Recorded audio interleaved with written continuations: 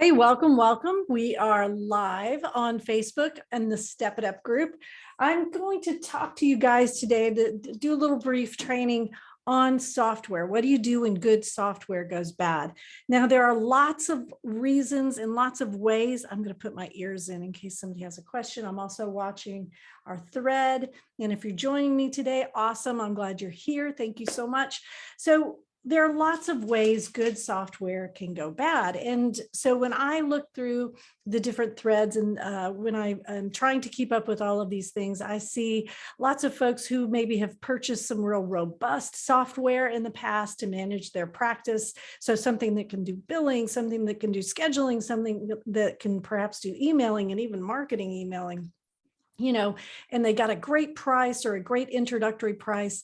And then in a few months, that price goes up. Or maybe you're a practice owner and you're thinking about growing. And then when you read the fine print on your practice software, you see that you have to pay per license, right? So you're wanting to bring on other people, and even staff members need a license because you're hanging on to protected health information. So then you find out, oh, it was $12 a month because I was the only person. Now I see it's $12 per license. Yikes. So it's really important that you have some alternatives. The other thing to think about is when your software, actually the title of this was going to just be Sukasa, because I was getting so many messages, emails, private messages. What do I do? Sukasa is going out of business. So yeah, a few months ago, everybody got this notice that Sukasa was just calling it quits. Maybe they were getting bought out. Now, to refresh your memory, Sukasa was a wonderful solution for small practice owners to store protected health information. So you could store protected health information in Dropbox or in Google Drive. So here you had this, I thought of it like, okay, here's this just generic file cabinet, but I had this magical drawer called Sukasa, and that drawer was locked and encrypted. And it was really nice as a small practice owner because I didn't have to buy all the big software. And Sukasa would sign a BAA, a business associate agreement. I'll talk about that in a minute. Well, in I believe it was October, I checked my spam email box and I'm like, oh my gosh, it says they're going out of business. That can't be true. This has to be fake. Well, then I noticed my annual plan started going to this little $10 a month. And I'm like, wait a minute, I have an annual plan. Why are they doing that? Then I noticed, this is the scary part, I noticed they didn't debit my card at all. And that freaked me out because I'm a little bit of a procrastinator. And when I saw they had not debited my card, I could picture my files in this no man's land of, wait a second, am I protected or not? They're not debiting my card. Are they already out of business? What do I do? And as if you've watched and you're a stepper upper, so I hope, please, if you have not done so already, please go watch my interview with Vanessa Hillis. And they talk about Hipaa. There is no grace period. There's no, oops, well, I meant to do it. And, my records weren't protected for 2 months while I was searching the interwebs for new software. It's either protected or it's not. And so I was freaking out. So I shot out an email to Sukasa and they said, no, we're still protecting your files, but hard stop March 30th. So I went to work and I had my trusty assistant, Jessica, she dove in and she was trying to help me find a solution. So I'm going to talk about the solution that I found today, and I'll walk you through that and what makes it a solution. I also want to talk about things that have to do with Hipaa that maybe you don't think about. So your software that you're using, maybe you don't know that it has to have a BAA. So it's working beautifully for you because you just have a little practice and it's just you and a few other people. Well, again, going to point you to the replay of my interview with Vanessa Hillis. Mental health providers are held to actually a higher standard than even medical professionals. And it's hilarious, the reason why that they told me. So I really, really want you to just hear this, feel this. And if you're a new professional and you're watching this, or if you're a new supervisor and you're watching this, there is no grace period for HIPAA. So it's great to have, I think I put 5 different ways in the title of this program because I like 3s and 5s and they're easy to remember.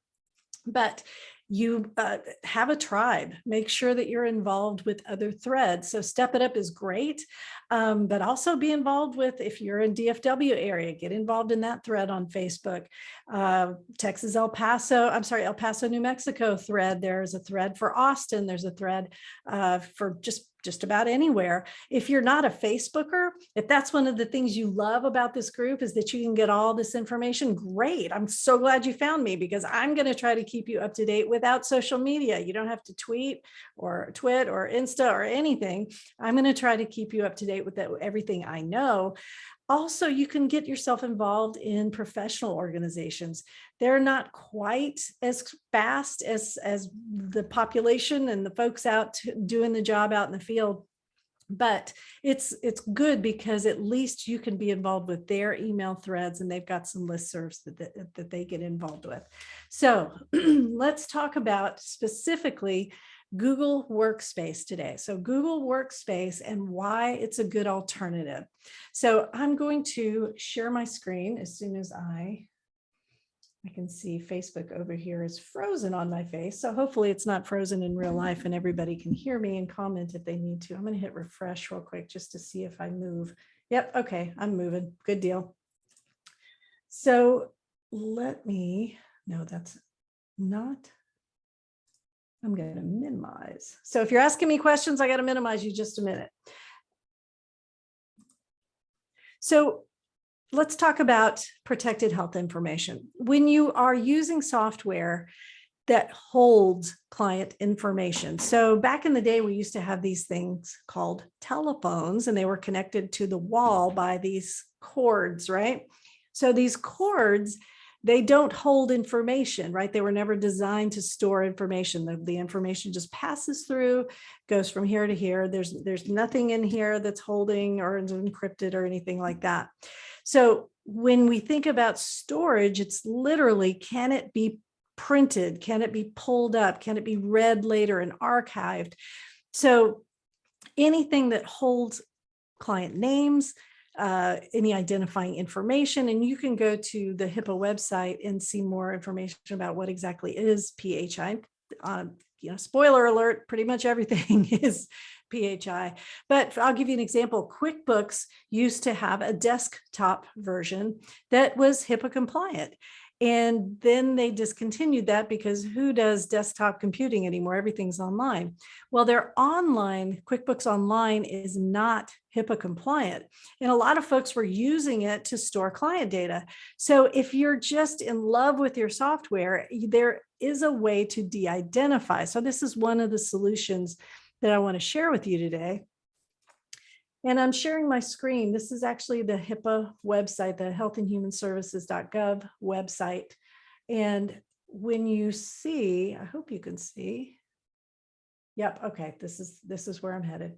Guidance regarding methods for de-identification of protected health information in accordance with the health insurance portability. That's HIPAA privacy rule. Now, I'm not going to read all of that to you, but if you think you can follow all of this, and I'm not an attorney and I don't play one on TV, you might still be able to utilize some software that will not sign a BAA to store your software. So make sure if you're going to do that, understand this. I'm going to stop the share. This is not like there's some folks out there still using Venmo. Well, I can see your transactions on Venmo. If you don't have it set to privacy, I can see that you paid so-and-so to mow your lawn, or I can see that you paid so-and-so to babysit your kids. So you really, even if you're going to be all de-identifying and such, you have to remember if it's just public, there's not a really good way to de-identify anything in any way. So de-identifying, making sure you have a tribe that you can reach out to quickly because HIPAA gives no graces. The other thing to talk about, I'm going to go ahead and take you into Google Workspaces. I'm going to share my screen again. So Google Workspace, I don't know what they used to be called. I wasn't a Google fan. I'm becoming one. I was more of a Dropbox person, but I'm kind of getting on board with the whole Google thing. So the one thing I know about Google, they seem to know storage, but they're lousy at marketing. So I'm going to explain that in a minute. So you see that there are lots of different plans here, and there's a way to go through and compare them. I'll tell you right now, it was very hard for me to find the one that would sign a BAA. And so when I found it, after several attempts, their support was amazing. I was so surprised Google had a good support, but they do for these paid plans. I think I was trying to do the lowest plan. They were extremely good and responsive, and they emailed and they chatted, so it was good.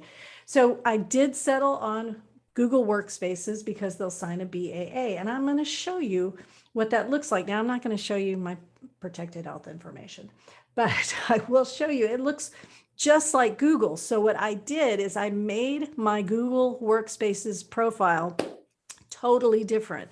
I wanted to have like a jarring visual experience to know that, hey, I'm not in my regular account anymore. I'm in my account that's going to hold protected health information. So I'll show you what I mean. When you hit minimize, there it is. So I'm going to stop the share and reshare just to make sure that you can see it.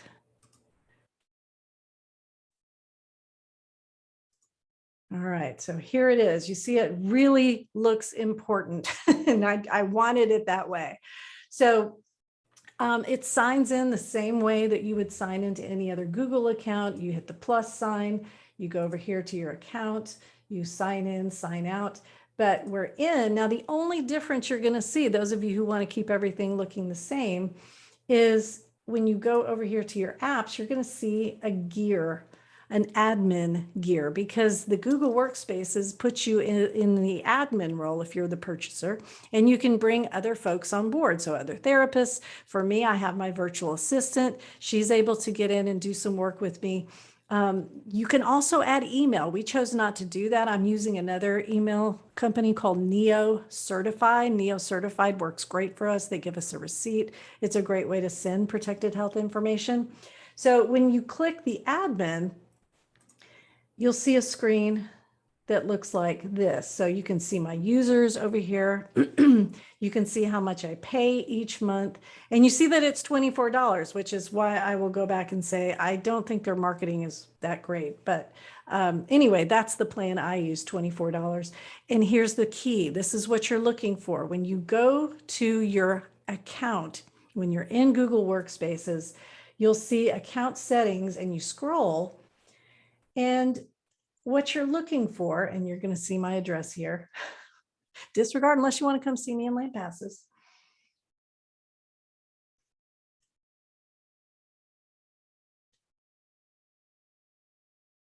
There it is. Google Workspace Cloud Identity Hipaa Business Associate Amendment, accepted by Kate at katewalkertraining.com on February 8th, 2022. Boom, that's the documentation I needed. I needed that documentation to show that my files, my client files that I had to drag over here, were protected at the time Sukasa stopped doing business on March 30th.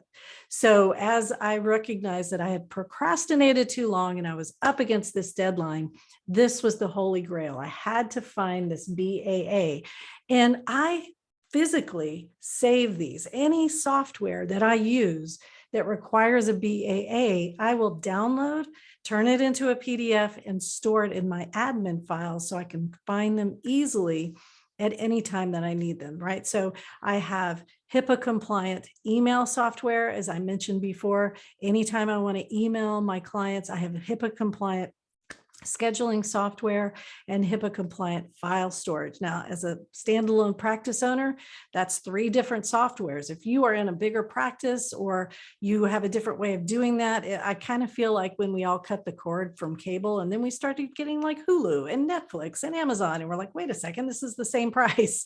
So I'm piecing it together. Of course, if you have a more robust software that does all of this, you may get a better price.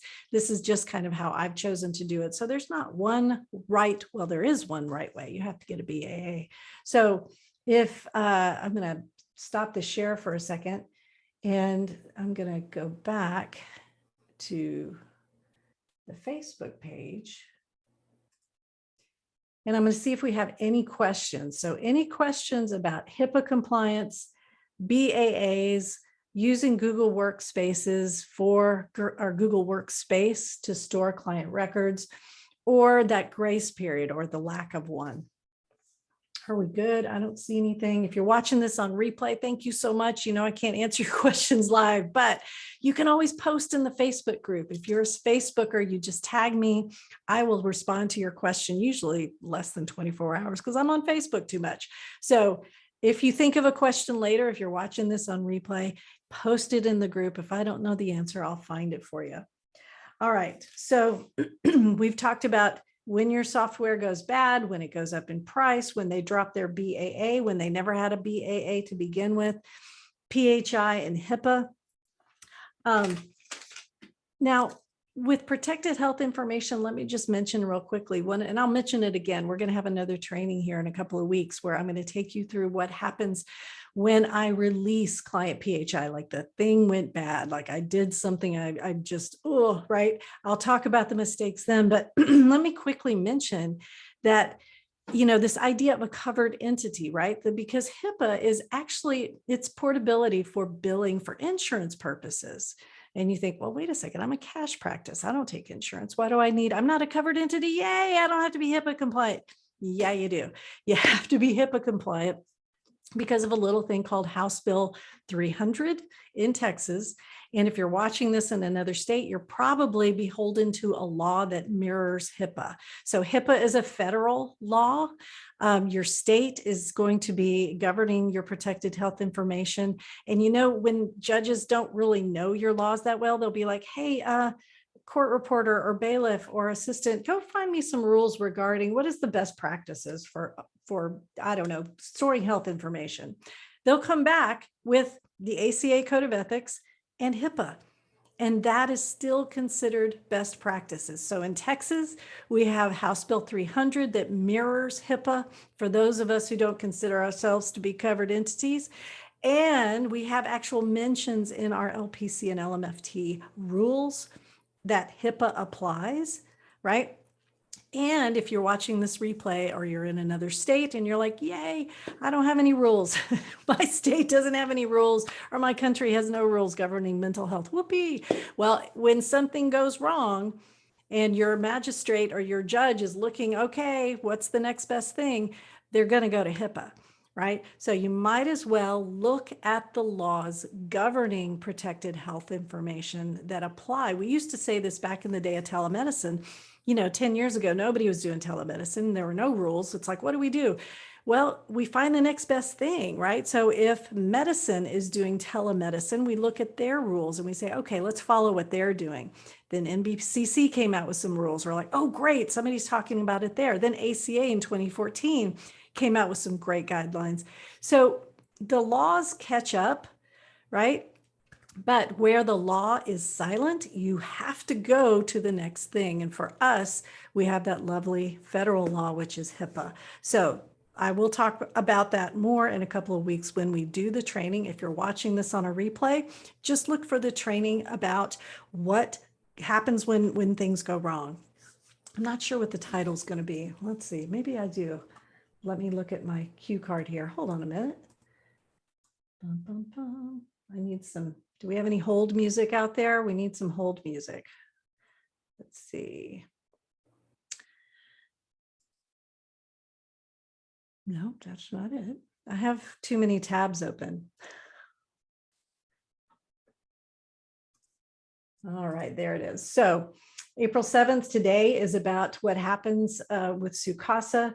April 13th, that's next week at 7:30, bright and early. If you want to ask me some questions live, I'll be there. I'll have my coffee. April 14th, Step It Up Only, how to mitigate damage from a bad HIPAA audit. So I'm going to talk a little bit about a self-assessment and a Hipaa audit.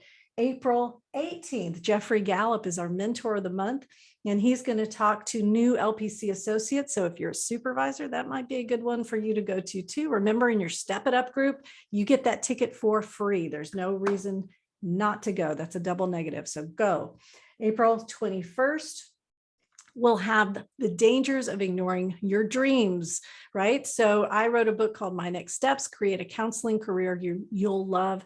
And man, it was the best thing I ever did. If I had not done that, if I had ignored my dreams, that would have been one of the biggest mistakes I'd ever made. So I'm having my mentor, Dawn Owens of the Owens Publishing Company. She's going to come and let me interview her live April 25th. And then I'm holding 3 Zoom calls open to anybody about bridging from graduate student to LPC associate. We want to make sure that those folks are doing it correctly.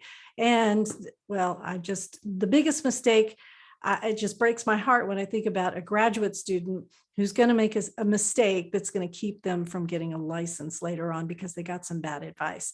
So I'm going to try to get the best advice I possibly can, get some great people on board to present with me. And please show up for that. Again, it's included with your Step It Up membership. So thank you all so much for watching. If you're watching the replay, thanks for watching this, and I will see you at the next training. Have a great day.